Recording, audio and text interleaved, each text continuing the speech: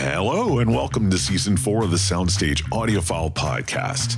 For the past few years, host Jorden Guth has been learning about the who, the what, and the when of hi-fi from the pioneers who made our hobby what it is today, as well as the modern innovators who are constantly striving to push performance to new levels.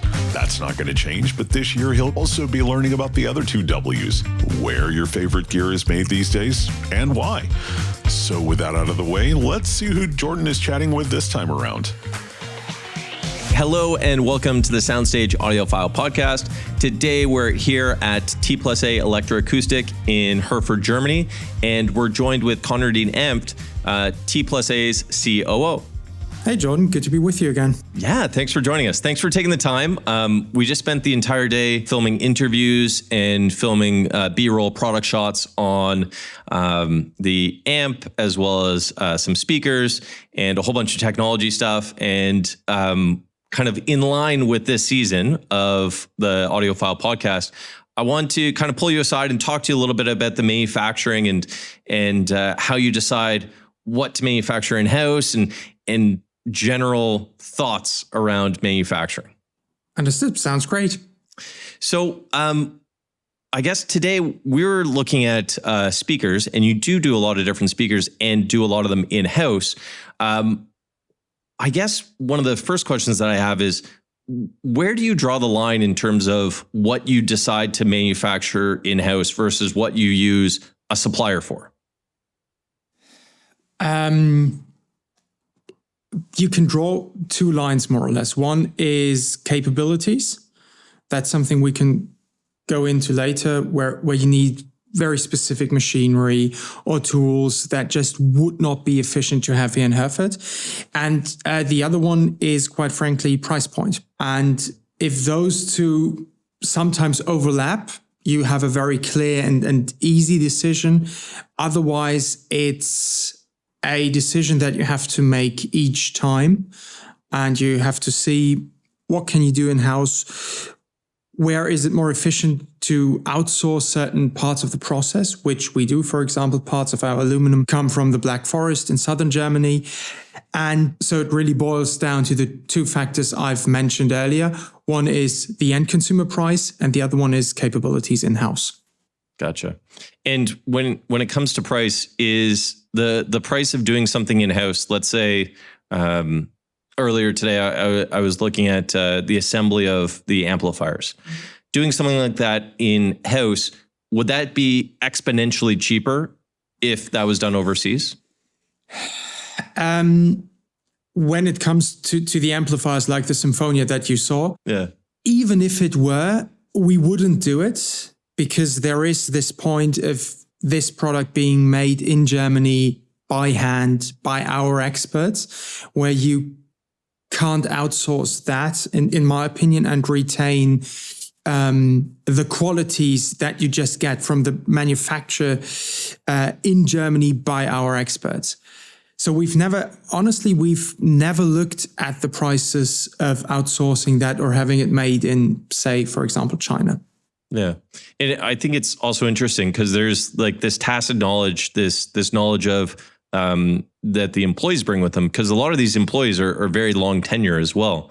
So the employees that are making an amp, let's say 5-10 years ago, are the same employees that are making the amps today. Yeah. So is that another element of the manufacturing process where you're saying, and you kind of alluded to this, where you already have the kind of in-house specialists for certain ranges of product? Yes, totally. And that really helps you, especially during what we call ramp up. So when we start making the product for the first time, and it's not in German, we would call it basically the series 0, where you're free to mess up, but where it's really the ramp up of mass production. That comes in super handy, because there is a lot of similarity between product lines and basic setups that our employees know by heart now. As you said, having been here for sometimes 25 years, they just know these things by heart. And that is incredibly helpful during ramp up, because it just minimizes the room for errors in some way. And it can also compensate for certain processes ramping up with the product as well, going from kind of the pre-mass production assembly to the mass production assembly always is a huge step, although one would think it shouldn't be, it still is. And so that's where our specialists just come in and can do a lot of the heavy lifting through their experience and expertise. And then when it comes to speakers, is that basically the exact same? The entire speaker process works differently because the electronics always bring with them the software component. And with the speakers, as I've said, we don't have software in them yet. So it's more of a manual process, but the underlying principle is the same, that our experts have been here for, again, decades, making speakers for us. And so they have a lot of knowledge from other series. They bring in their own ideas of how can we make this in a better way? How can we maybe reposition some things internally that could work even better?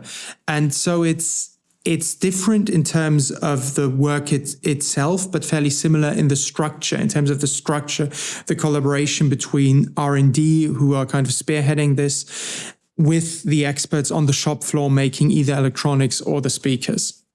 And I mean, I think this is a really good segue into kind of a newer product category that you guys got into, which is headphones. So we were just talking about tacit knowledge and the fact that people have been at the company for so long that some of that's already ingrained. When it comes to headphones, newer product segment, is that part of the reason that some of the headphones are done mainly in-house and some of them are actually assembled elsewhere?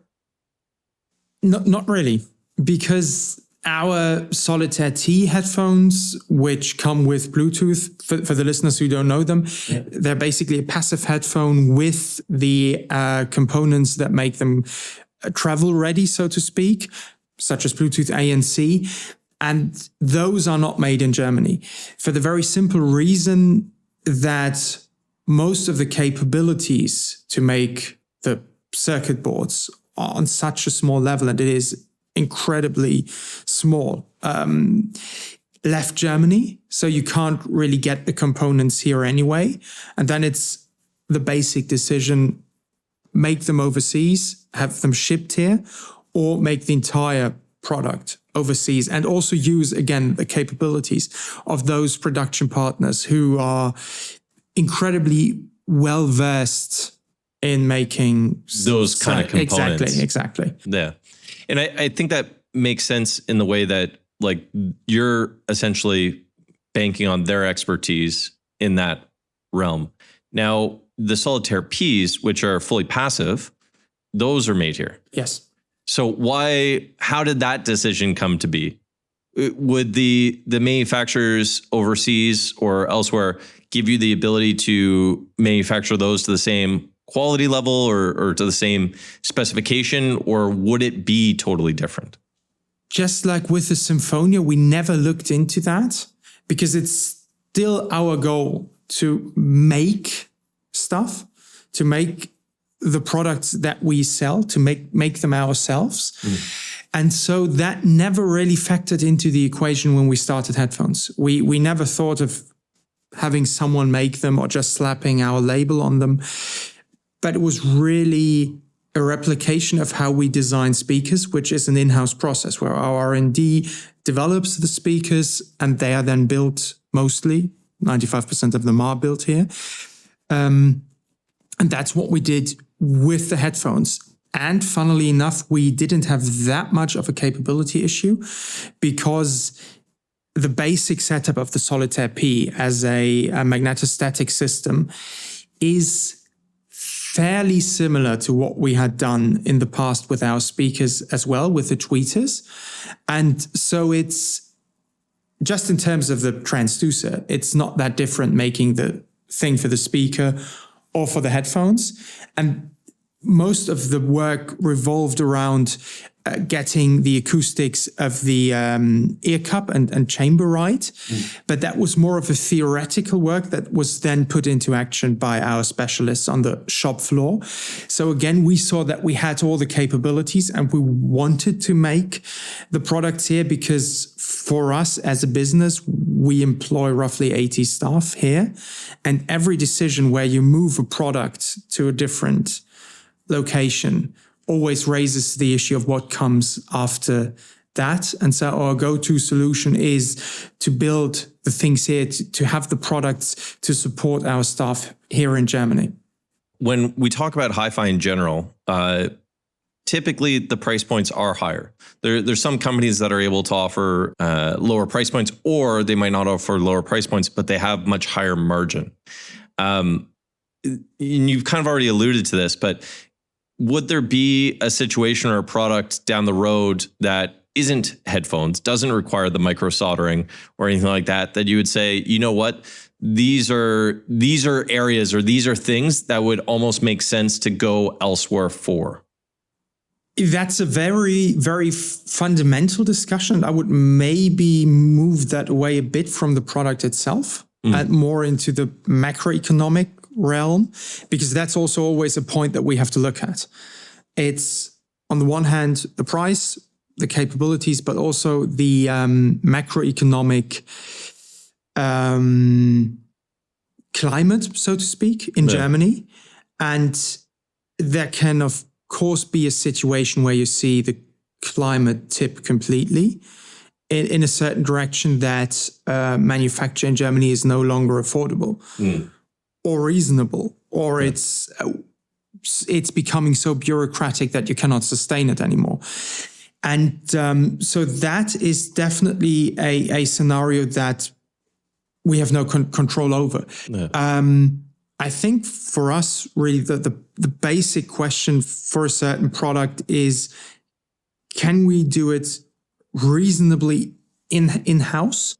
Because people still associate a premium with the made in Germany. Sure. And so that's a huge asset too, with other companies now moving out of Germany. If you look at the car industry, which has their Volkswagen edition from Wolfsburg, but everything else is made elsewhere. I think it's an asset if a product is made in Germany still. And so we try to keep it here, unless, of course, the climate changes completely. We see that we just don't have the capabilities. With an example is our Caruso, where we knew that we could not make such a product here with a large touch screen and things like that. So that can always factor into the equation. Yeah. And even when it comes to like, let's say cabinet manufacturing and stuff like that, we're looking at the Talus speakers, and they're like extruded aluminum, very detailed work. At what point does the product come over? Like, do you do the extrusion and the raw materials and all of that happens somewhere else in Germany, and then those plates come over? Why not just have it assembled somewhere else as well? Is that going back to the idea that the tacit knowledge is already here, so you might as well take advantage of it? Yes, totally. It gives us more control over the whole process if we assemble it here, because we've got the raw material. That's something you can control fairly easily, but then we can control the setup. It allows us to optimize things as well, to make them better if we learn that there is a better way. For example, between pre-mass production and mass production. If you sign it off, the first mass production is certainly going to be in the way that you've signed off, rather than if you learn something in between, you can always incorporate new ideas. And for us, that makes it very effective in the term that we can really get out the quality that we want to ship out, but also fairly efficient because it gives us the leeway to just take a B-road. If we see something that could be improved, we actually can. We don't have to talk to someone, then maybe have the improvement made in mass production too, which we've seen with other products that we've not built here, where you just not as flexible. Gotcha.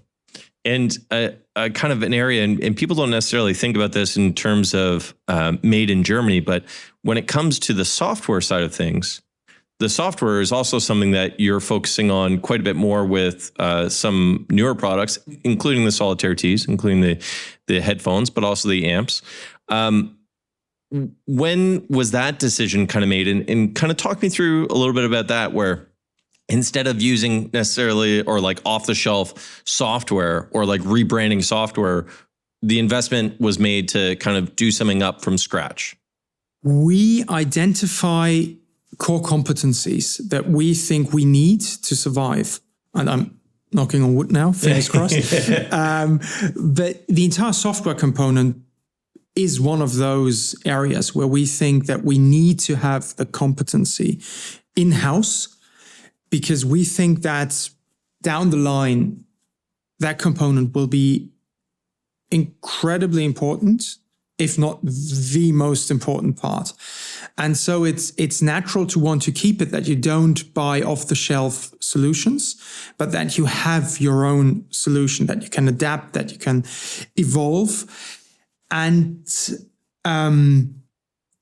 for us, that was why we decided to invest heavily in the software side, when we saw other companies, not in our industry, but such as in the car industry, where you can see companies that get the entire software side right to a shocking degree, but also wrong to a shocking degree.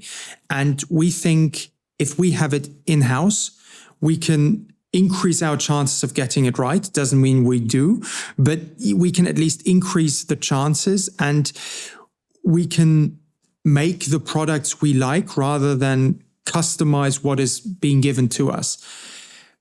But also there are areas where we need to collaborate with specialists, of course, when it comes to certain certifications or implementations where the level of suppliers, the quality level of suppliers has become so good that you can't reasonably compete in terms of just the business idea. You're not necessarily going directly to an engineer and developing your own ANC software to go along with an ANC chip. You're getting a chip from a manufacturer.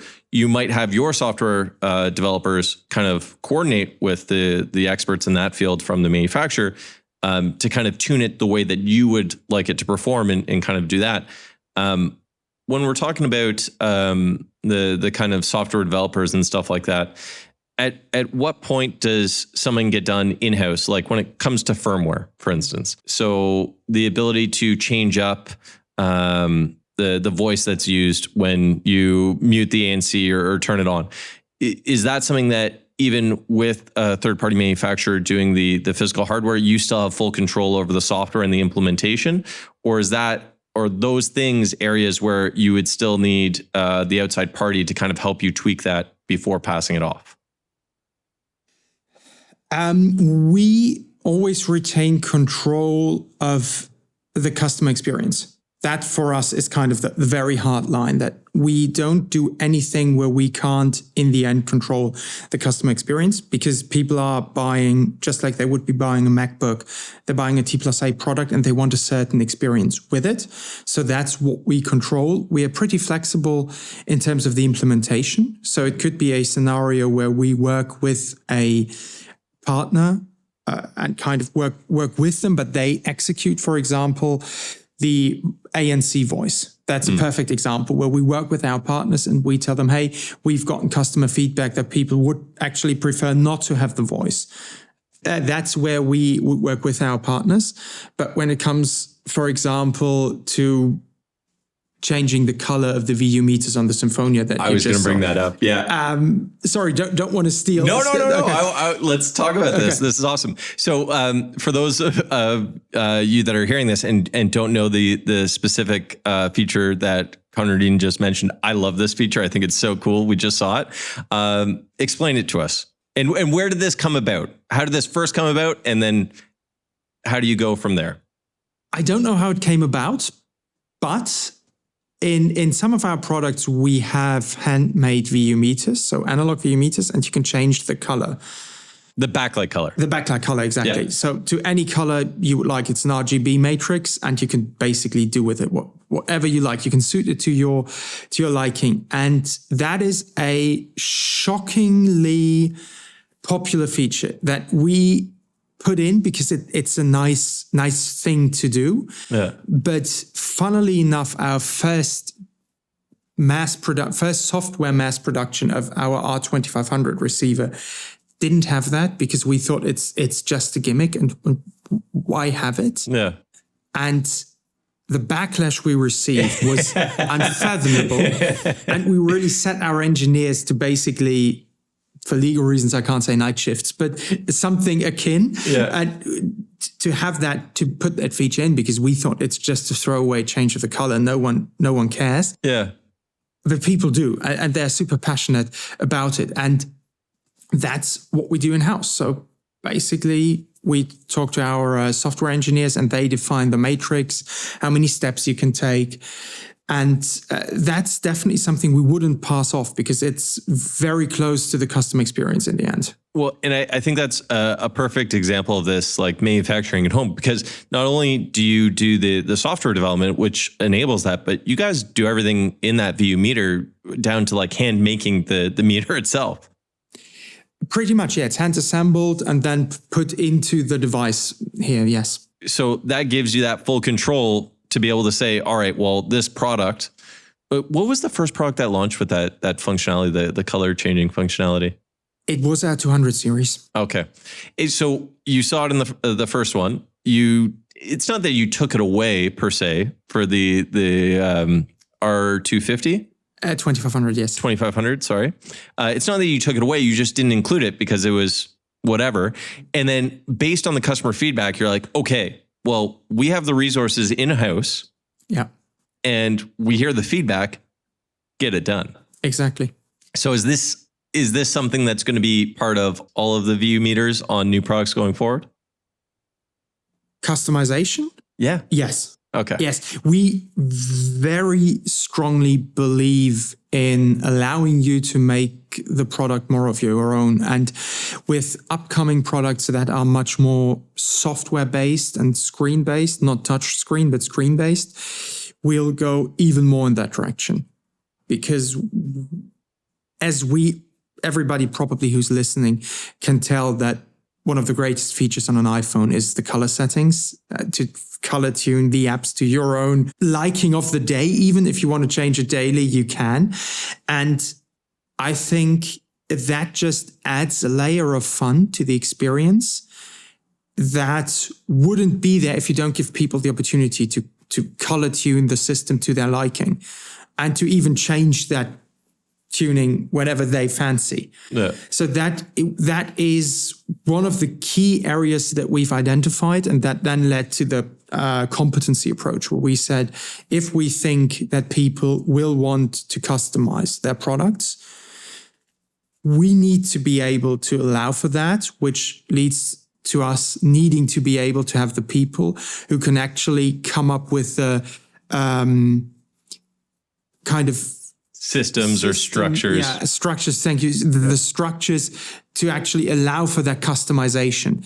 And it's also great to have both soft and hardware engineers who've been with us for a long time, because they bring in ideas that you wouldn't get elsewhere, because they've made products 20 years ago and they had a nice idea back then of how you could customize it. And all of a sudden that reappears 20 years later in a product now, where you can, going back to the tacit knowledge, where you just have so much potential for serendipity that I think makes the products better. But it's a bit of a chance process, because you can't quantify it. Yeah. But it usually emerges that some throwaway idea is developed into a feature, just like probably the color changing VU meters where someone said this could be a nice idea, and I always wanted to do that, and our R&D team said, let's try it. Yeah. And it's now a beloved feature that everyone who sees it wants to have. So, and that, it just kind of made me think of something that's interesting. The idea of manufacturing offsite it could give you a lot in terms of higher gross margin or whatever it may be. But a lot of those manufacturers are probably manufacturing for others as well. So it's not necessarily that they don't know how to do these like serendipitous moments, but they might not share that knowledge. They might learn something somewhere else and they might not share it. Or the inverse of that is they might share it and that kind of leaks the magic out of your bottle into somebody else's. So there's that area of it that I can kind of relate to as well. Totally. And I personally hate the increase in uniformity. At least it feels like that more and more experiences that should be fairly unique feel the same. Yeah. And I think you really, as a customer, you would want to have a unique experience when buying a certain product of a brand. And what you don't want is to have a brand with an experience that's super similar to the next brand. Yeah.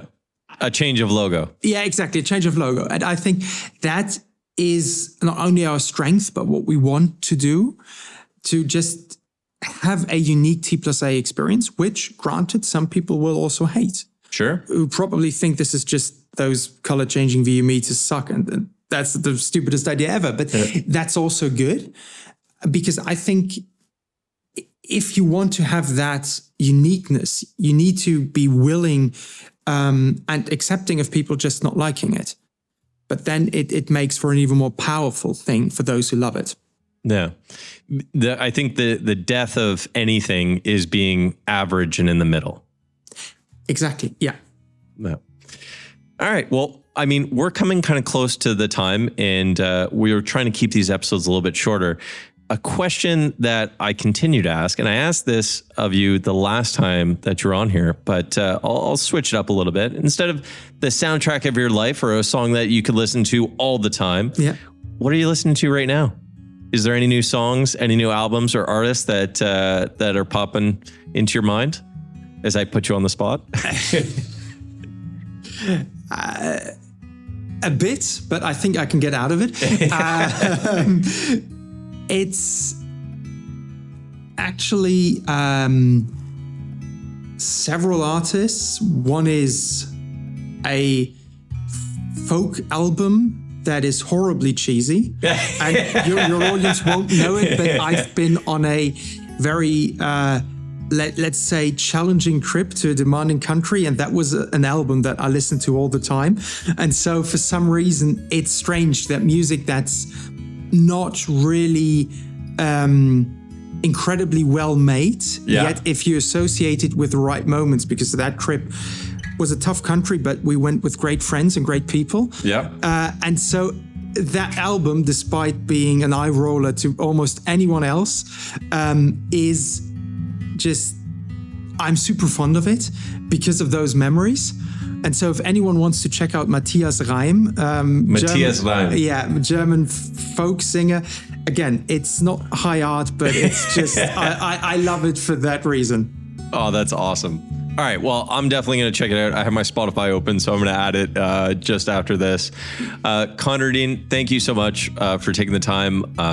For those that are listening that also go to our YouTube channel, we're going to have quite a bit of content from T+A. It's going to get kind of polished over the next couple of months, I would say, just because there's quite a lot. So stay tuned. There's going to be some really cool stuff, and you can definitely be assured that you're going to see some color-changing VU meters in our footage. So thank you so much. Thank you, John. It's been great as always. Take care, everybody. All the best.